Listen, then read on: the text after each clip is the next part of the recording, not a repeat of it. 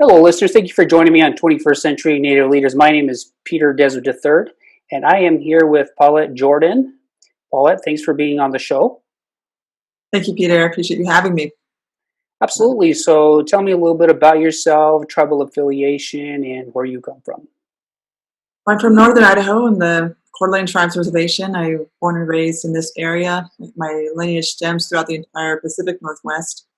I am not only Coeur d'Alene, enrolled Coeur d'Alene, but I'm Nez Perce, or we say Ninipu, and I'm also from the Moses Columbia Band of the Colville Confederacy. So I'm really proud of all my heritage, and all of it in some is Plateau slash Sahaption, but I was raised in the Plateau way of life, and so we're really proud of our sacred ways and that we still have our sacred ways with us. Many of our people speak our languages, which I'm extremely proud of too. Much like the Navajo Nation, it's a blessing to know that so many elders held strong to these old ancestral languages that are very important and that must be kept for the future generations. So I am hopeful that we'll see, many of our languages, such as the Nimipu language, Nimipu Timken, and our Stishnch language, brought on for my grandchildren to be able to learn, and many of my descendants, much like my grandfather, Chief Joseph and Chief Moses, they represent a vast lineage, even well beyond them, and it's just a beautiful way of being, and I'm just extremely humbled by the fact that we get to walk in this life as Indigenous peoples. Well, that's awesome. That's actually a really beautiful area you're from. My brother, one of my younger brothers, went to northern Idaho, so I had visited the area and took a look at that campus up that area. Yeah, God's country, as my elders would say. We have a lot of good mountains and lakes, rivers. It's really plentiful. We have a good fertile ground. We have a lot of ag here, which is why I was raised on my family farmland. We like to hunt and fish. We have a lot of. We used to have a ton of salmon. That's one of the areas that I'm working to fight for. But because we were so bountiful and everything, it's just a good way of life up here with balance in nature and balance with the environment. We're pretty fortunate. Absolutely. A lot of really good apples up in that valley. Yes, yeah. Good apples, good everything. I just remember the apples because I went in there. I traveled up there. I think it was August, September, in the fall. But so, talk with me a little bit about your path to politics. What spurred you to run for the position you're running for? Well, I'd say it started since I was a kid. My grandparents who raised me, and like everyone, we raise our children by the village, and I was raised by a leader or a community of leaders who, from our tribal chairman, who was my bus driver, to my elders who all kind of lived in the same row and community next to my grandparents. And, being raised by all these great leaders who are your elders, you learn a lot from their experiences and their upbringing, their challenges, all of the life experiences that they've gone through. You take that in, and for me, it was really just a matter of time because as I grew up from certain sectors of my life, from being a young child to a young adult, and now into adulthood and motherhood, I learned that my grandparents, my lineage that I stem from, they're so connected. They're constantly speaking through me, and I'm just the vessel of their teachings. But it's also, their shared experiences. They've gone through many battles and many plagues, and of course, through the colonization of this country, and just all of that, kind of wrapped into one sum is the result of us, or their descendants. And so I just feel really humbled and honored in the same way because we are then taking up what we were born into.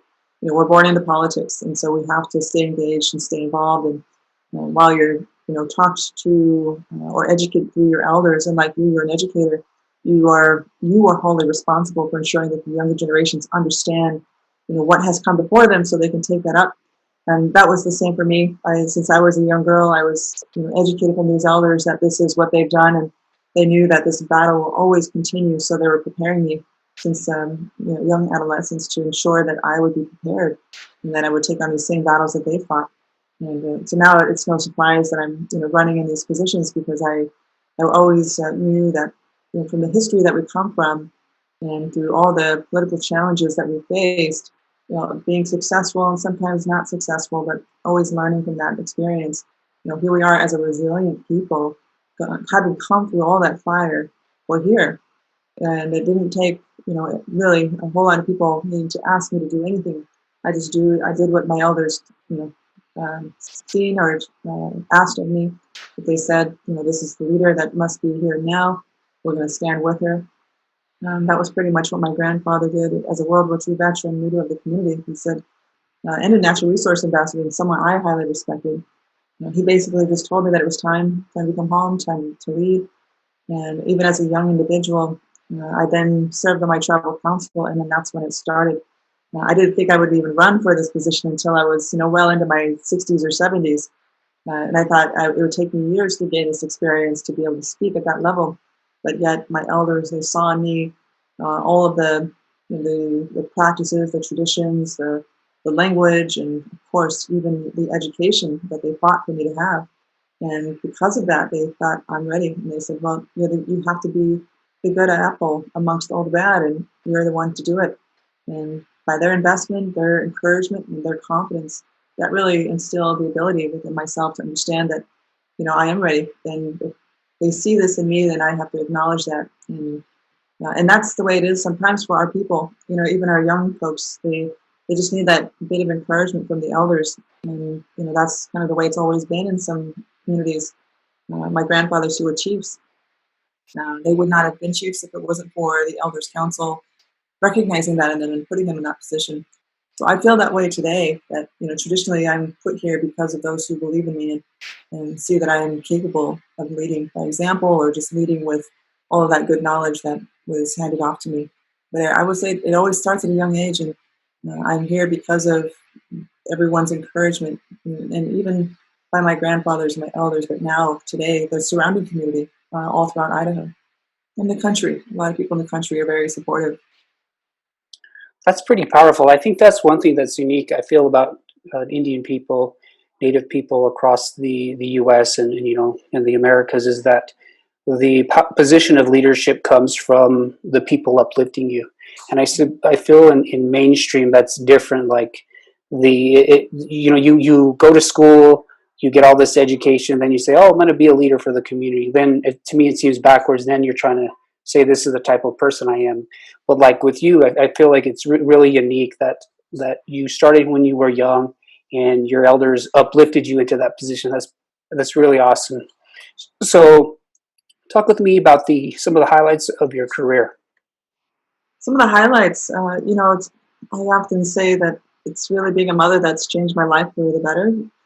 I was always on the track of education and getting my experience in the world, but nothing is greater than being a parent, and that really does shift your mindset. It shifts your purpose and everything, because you're not just thinking for yourself, but you're thinking for your children first.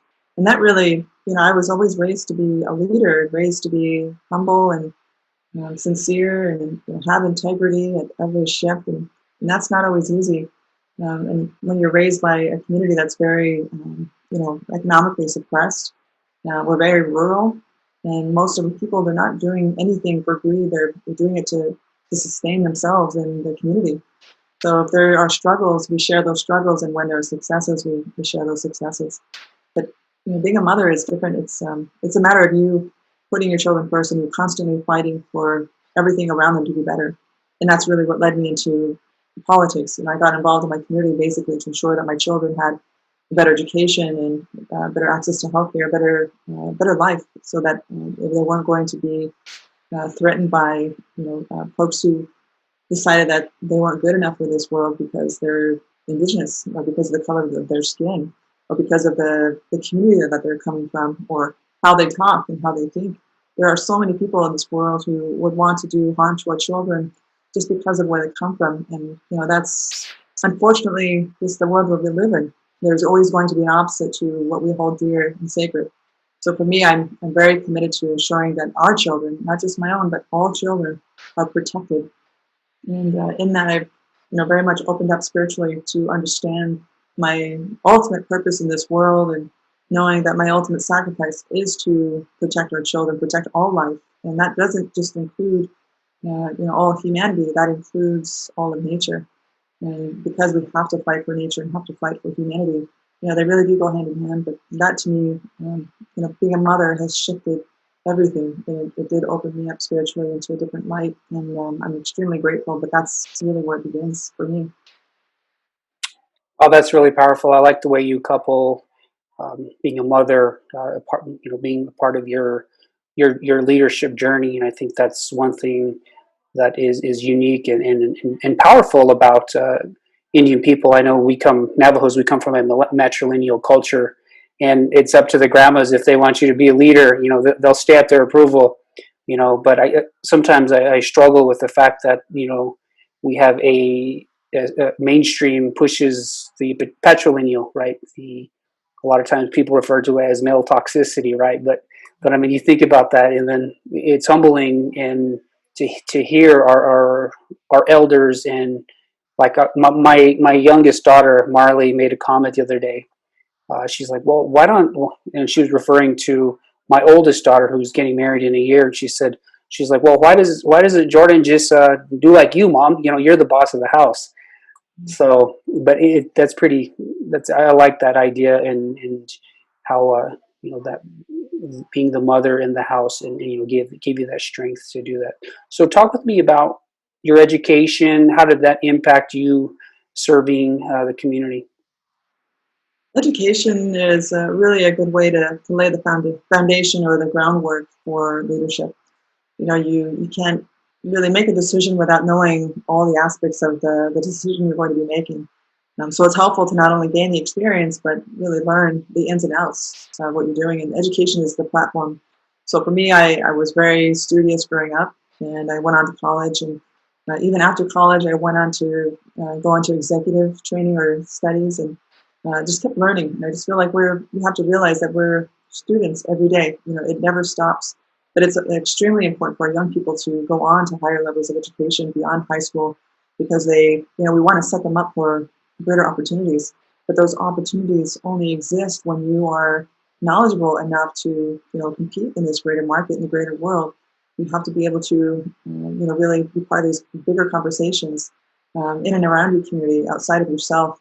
But if you're not taking the time to learn and understand not only those within your inner network, but even outside your network, then you're not going to be able to move the ball forward. My grandmother, who is my great grandmother, Snatupia, she once said to us grandkids that her main wish and desire before she passed on is that all of her grandchildren and great grandchildren receive their education, because she knew that that was the one way that we would pick up our community and bring our people out of abject poverty, and of course even do more than that, but save lives and save our culture and save our way of being, because our way of being isn't protected by the federal government. It isn't protected by the outside forces that are working against us. The only way to protect it is ensuring that we are protected, protecting ourselves through education, which is she referred it to Western education as a tool or what, kind of like having an arrow in your quiver. But she would say that the more arrows you have in your quiver, the better. These are tools or forms of defense that we're going to need for survival, because it's not just about surviving at the end of the day, too. She would say that you're going to need to be able to defend the people, defend our way of life. And our way of life is so unique and special.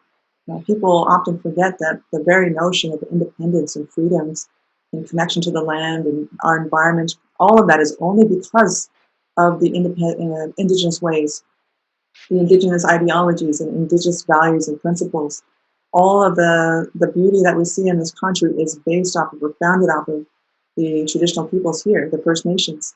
And so my grandmother, she was basically saying, it takes education. You have to understand where they're coming from, understand where these Western colonizers are coming from, because they bring their languages and their ways of being, and you have to certainly learn them to be able to communicate with them, and you have to learn their way of life so you can also negotiate peace. And like many of my grandfathers, they were all educated with the Jesuit tradition, so they can learn how to negotiate, their freedoms and peace. All my great grandfathers, from Chief Mike and Chief Joseph, Chief Moses, they all had to negotiate their freedoms and peace. They all had to negotiate for their lives and the lives of their children and their children's children. And I would not be here if they were not educated, in even the Western ways, because they had to not only learn their own language and culture and way of life, but they learned the Western culture and way of life so that they could survive and so that our children can survive. That's why I'm here, because they were educated. They were all educated by Jesuit priests and learned several languages from European culture.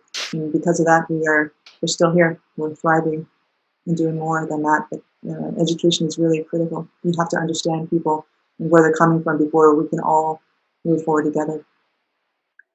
That's powerful. I like the way you stated that, and I think that's one thing that is really awesome about Indigenous people. We're resilient, and we live in New Mexico, but I always tell my daughter that we're so resilient that depending on who would have won, we probably would have been speaking French or Spanish because we adapt to our situation. So, talk with me a little bit about your platform. I see you talk about prioritizing people over politics. Talk with me about that. Prioritizing people over politics, that's so rare in today's political space because oftentimes you're seeing the corruption and the greed and the divisiveness. There's so much hatred being injected or infused into our communities these days. Unfortunately, because of the party rhetoric, and it's really unfortunate because it does impact our children. And if you look at our children today, they're waking up every day with fear in their minds and in their heart, and a lot of them are worried and concerned about their future and the future of this planet. And because of that, we have to be mindful of really where do they stand, because we have to protect their. To me, what is sacred is their spirit, and because of my responsibility in this position, I know that it's really challenging to get people to adhere to people first policy, but it's not an unfounded or an old way of thinking. This is a simple way of being, and that means listening to the people. My grandparents were like that. They said even though it's a Republican state or community, it's best to talk to everybody. And they'd say even those who might think in different ways that are against yours, it's always good to sit down with them and have these conversations. And at the end of the day, you're going to find out that we have more in common than not. But when we can come to a space where we realize we're all in this together and we're not any different from one another, we just have maybe different shifts in culture, and I would say that really if people can get over that, the smoke screen that because our skin color is slightly different from one another, or our age is somehow going to be a big gap, or where we were born and raised, why that would be different. We're all human beings. We're all the same, and we have the same energy. We vibrate together. So it's just very simple to me, my mindset. But the policy that I'm talking about is policy that best suits the needs of the people, meaning that whether we're indigenous or coming from a European culture, there really is no division. And so I'm coming here as a leader, listening to the people, offering healthcare solutions that are best suited for the people versus more of a profit-driven or profit-centric solution that's presented to us today. That's why so many people are caught in the healthcare gap, where there are people that are struggling to have access to healthcare or adequate healthcare. And because we're not promoting solutions that are for long-term or longevity of people's lives, all of that really does hurt and harm our people, and not just in rural, but all across this country. Same with education. Education should be a world-class system that is accessible to all those folks, even people who are caught in the economic system where it doesn't really benefit them to be poor or to not have the same resources that those who would have in private schools, or who would have more resources in higher how I say it, communities that have a better economic system. So it's different everywhere, but it should be that everyone should have access to the best education. They should also ensure that they have a leader who's protecting public lands. We all know, especially in rural areas or in tribal communities, that we don't have representatives who are always looking out for us and our sacred sites, and or even looking out for our water. We saw the big battle at Standing Rock, and it was unfortunately politicized on both sides of the aisle. And we saw the president who, from one administration to the next, that was protecting the pipeline. And yet, while no one was looking out for that community that impacted 17 million people, the tribes were protecting the land and the water and the children. the elders and people who could not necessarily defend themselves against an army that they were up against at that time, and the corporations. They were fighting with their spirit and everything else that they could in the name of peace. And so these are challenges that we face because we need leadership that's going to stand not only for our natural resources and our public lands, but ensuring that the people that are demanding access to justice. Our criminal justice system is broken, and everything's being politicized. Everything's being profit driven, and so that is my central platform: is that we are going to put people first, not the corporations, and that we're going to lead by example, showing that a good leadership like ours, Indigenous leadership, that's never been heard from, especially coming from an Indigenous woman in the U.S. Senate, is wholly necessary because we are driving home compassion and empathy, and doing so with the wherewithal, having the education and the experience to show people that this can be done. We can fix the system that has been broken for centuries. But when you have a system that's been broken for centuries, there's very few who feel that this can be fixed. I just know that we have the solution, that it is within the Indigenous hub. It's within our ancestors who know that the message that I'm embedded with, that stems from them. It stems from those on the other side, our Sky Council, and they're telling us that it is time, and we have to ensure that we are stepping up in all the right ways so that we can bring these right solutions to help everybody. So I'm very confident in our people first policy, because this is just time. We have to address the climate crisis. We have to address the financial crisis, liberate people who are economically suppressed. We have to ensure that we're addressing the healthcare crisis and the education crisis, and we can do it. And that is my intention. So when you look at your platform, what do you see as the biggest challenge as we progress for the next year? Right away, because of the financial crisis that we're in, our real challenge right now is ensuring that we are electing leaders who are willing to work across both sides of the aisle. Being Indigenous, I think we have a very unique opportunity because we don't adhere to any side really. I know most tribes across the country tend to lean Democrat, and that's good in this case, because most folks who lean Democrat, they lean people first. And right now, that's the lean that the party is in. It's very diverse, and it's very pro-woman, pro-environment, pro-education, pro-healthcare, and because they also really look at the issues that are prioritizing people over the corporations. That's the direction I want to see the party go into. But the tribes are very nonpartisan, and that's very important because the tribes are sovereign, and as sovereign nations, they have a unique position to really deploy a set of practices and a set of policies that I think that the country can find not only uniquely nonpartisan, but just to be a solution that can be applied and accepted on both sides of the aisle. So I do see an opportunity there, but I naturally, honestly believe that if the tribes and through our Indigenous voices, those in the House and the Senate, we could truly lead the way in more ways than one. But it's going to come down to electing people like us, because while we're few and far between, I do see a new class of people all across the country that are running in red states like mine, and who are holistic. They are thinking with a different mindset. And I know that when it gets to time to voting in Congress, as long as we have a balanced Congress on both sides, from the Senate to the House, we can start changing the system, changing the country. And I do see some favorability because, like most people will say, that when you are one of the rare voices in a room where you have never been before, it does start to change conversations. When you're the only Indigenous person in the room, it does change people's perception. And so my hope is that once we're in there in conversations talking about not only the national security or health and finances, that our voice will start to change conversations to lean in favor of nature and lean in favor of humanity, or people in the most rural areas of this country. Nice, that's awesome. I like that. So I know you talk about the history of working across the aisle, but how do you see bringing both sides together for the common good? How is that accomplished?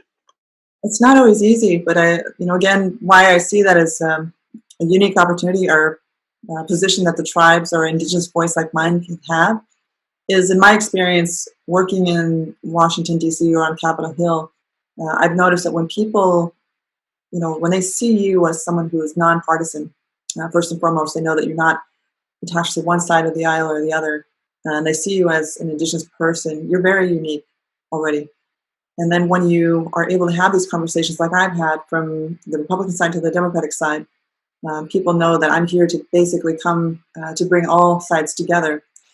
So I know that I'll be one of the rare voices, but I still see an opportunity if folks are more lenient to understanding that we just have to get the corruption out of politics, and that has to start with the next generation of people that are running. So I'm encouraged by seeing other candidates who think in ways where they want to expel the corruption or work away from the corporations having all the power. There's that shift, but I think for me and others who think like me, they're going to have to work very hard to prioritize solutions that aren't adherent to the party. Once you get into office, you've got to put your party aside. There's a different hat. You have to put the people, the hat that's basically representative of the people on versus the hat that represents your party. Even now, though, I don't represent the party hat. I represent the hat that is for the people.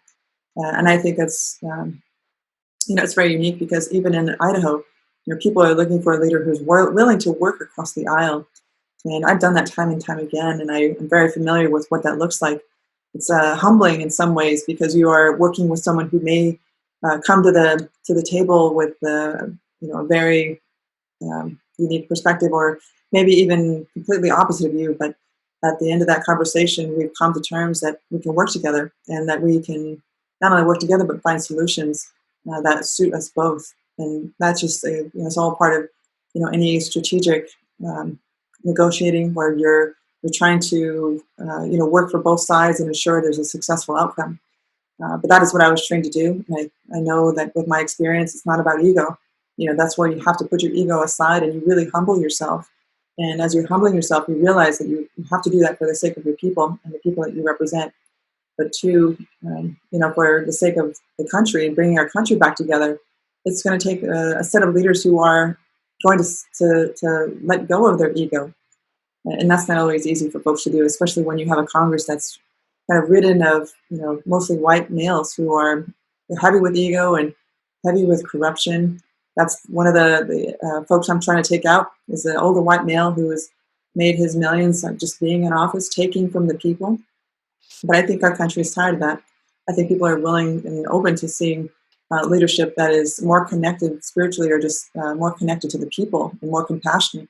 And as we're seeing young folks rising up that way, I think we'll have a lot of support once we get into office, because we're going to need the voice of the people at large, coming in and demanding action from not just outside the building, but even from within. And I feel that we'll have a lot of support there. That's awesome. A lot of the things that you're talking about, I feel like this pandemic really heightened or highlighted a lot of these issues that we're facing. That divide between those that have and those that don't, right? And we look at healthcare, we look at access to technology, and a lot of those issues. And I saw your platform as far as health. We're seeing that it's minoritized people that are impacted most by COVID, right? We look at our land, and it's we live in an area where there's a lot of oil drilling and fracking, and we have the Bears Ears just to the west of us here in New Mexico. But just south of my town, the state's trying to open up fracking, and I like that platform, looking out for the land. So how would you go about fighting and supporting indigenous rights as far as land and who holds it? I know in the Navajo Nation, the subsurface rights aren't owned by the Navajo Nation; they're owned by the federal government, and I think that's pretty common in most, unless obviously the land is private. But how do you see going about protecting those native lands? My grandmother, who was a rare chief of our people, we're more egalitarian, where men and women are equal. And so we've had male chiefs for my grandfathers, and we had women chiefs. And it was my grandmother that actually taught me something because she was fighting against termination. Her name was Lucy Covington, and one of the lessons I've learned from her is that you have to be formidable.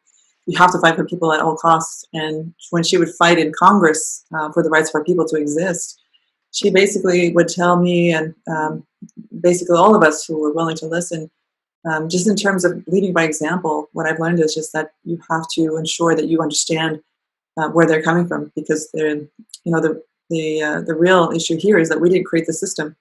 We did not create the problems that we're up against, and because we haven't created the system or the game that's being played that works against us, we have to still learn about it and understand it the best way we can. Because until we do, then we're always going to be victims of it, victims of the broken system, victims of the politics and unfortunately the corruption that plagues us with the corporations. But the more we understand it and the more we learn from what we've gone through already, the better off we'll be in the future.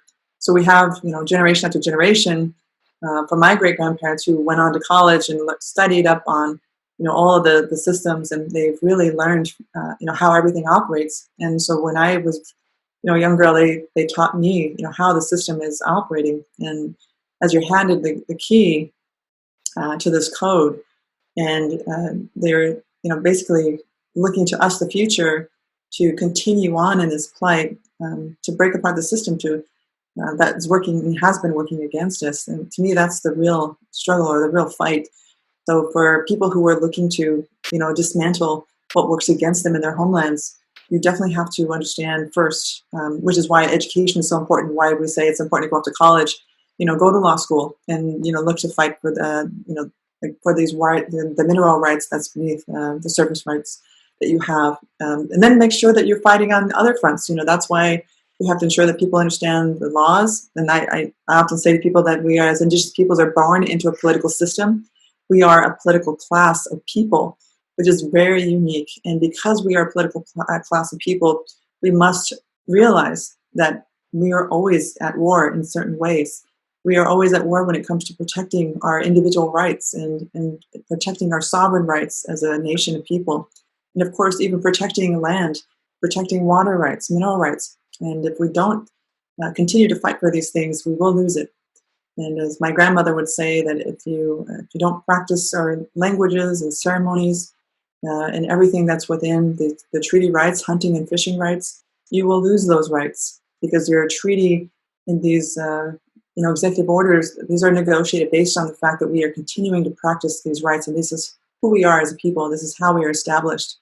But you must go off and understand that this is the network, this is the system that you have to work within before you can change it and make it better or fix it, in some way. But this is a challenge I see that's facing many communities across the country. But people must go off to school, understand the system. Same thing with getting elected into office.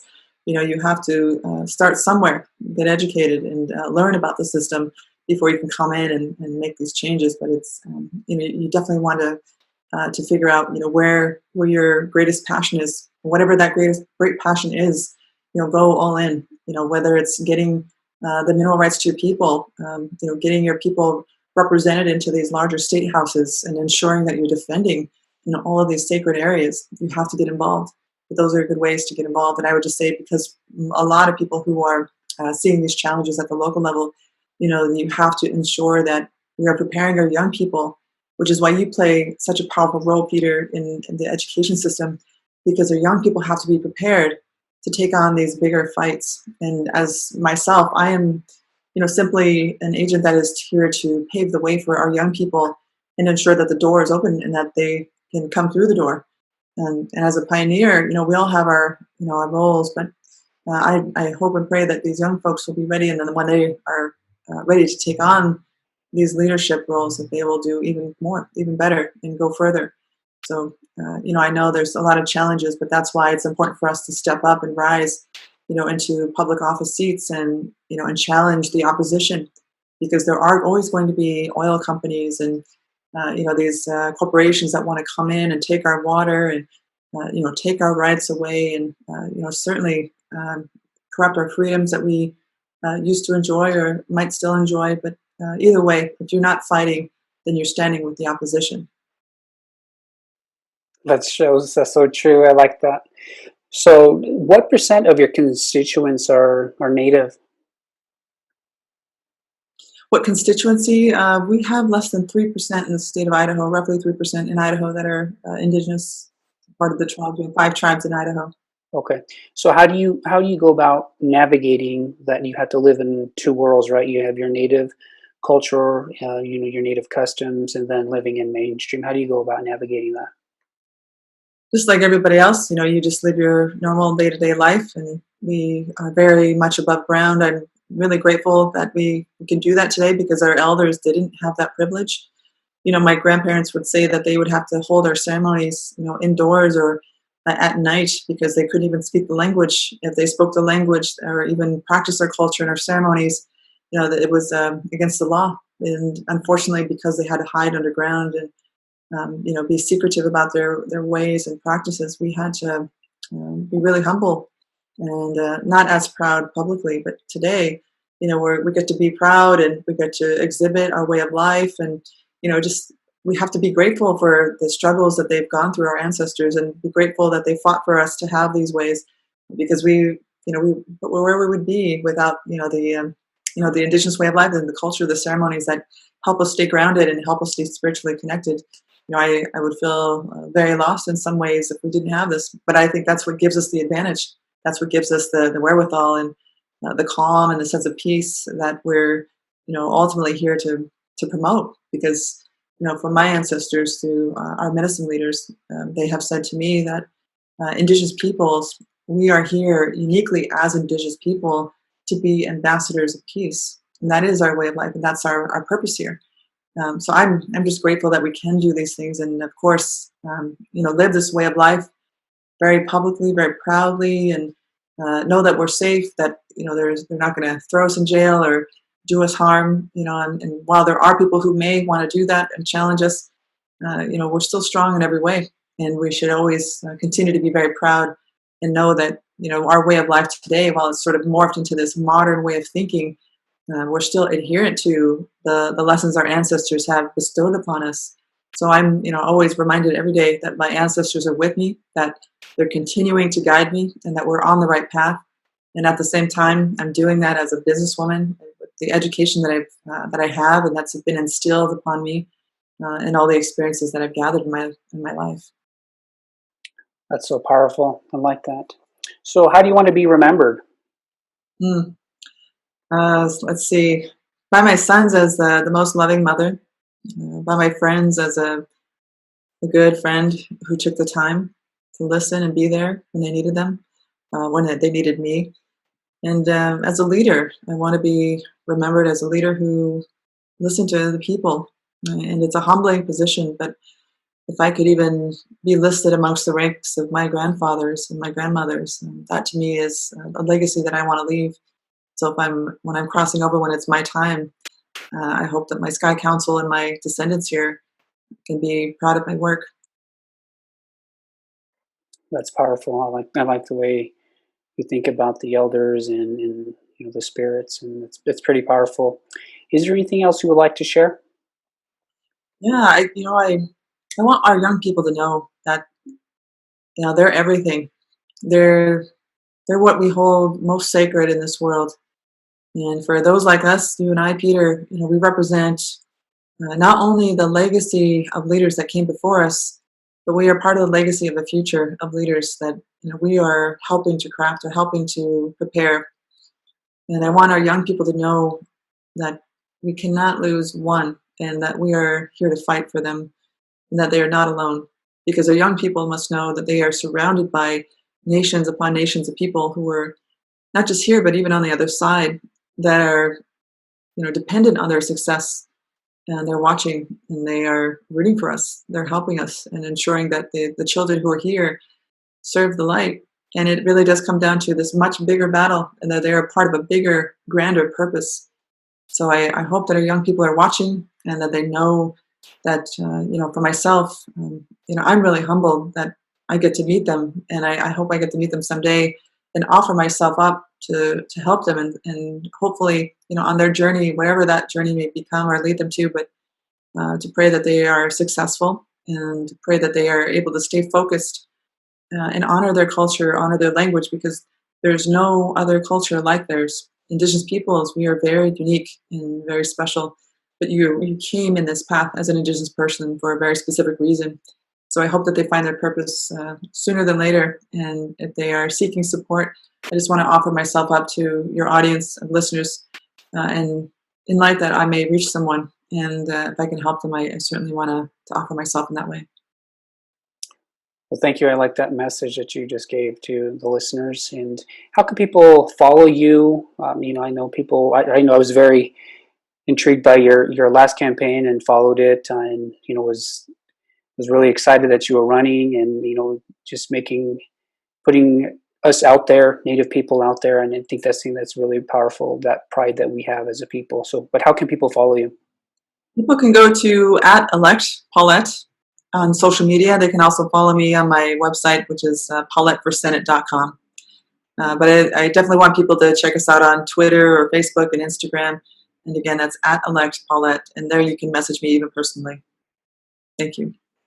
That's awesome. I appreciate you taking time. I know you're campaigning, and I wish you the best of luck. My wife and I did see on your page that we'll try to donate some funds to your campaign. But I appreciate the work that you're doing. And like I said, I was telling my youngest daughter that I was interviewing you, and she was getting some background information, and she was just fascinated that there's a Native woman, another Native woman, because I did interview Deb Howland.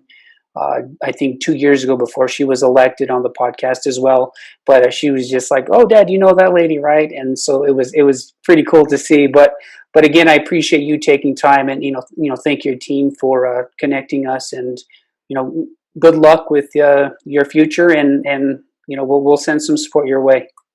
Well, thanks, Peter. I really appreciate it. And I want to say the same to you, too. And I wish everyone that's around you, working with you, helping you, great success. And if I can do anything further down the road, and I know you're an educator and looking out for your students as well, just make sure to reach out to my team, because I would love to help you wherever necessary, wherever I can. Absolutely. Well, thank you very much. Have a good day. Bye now.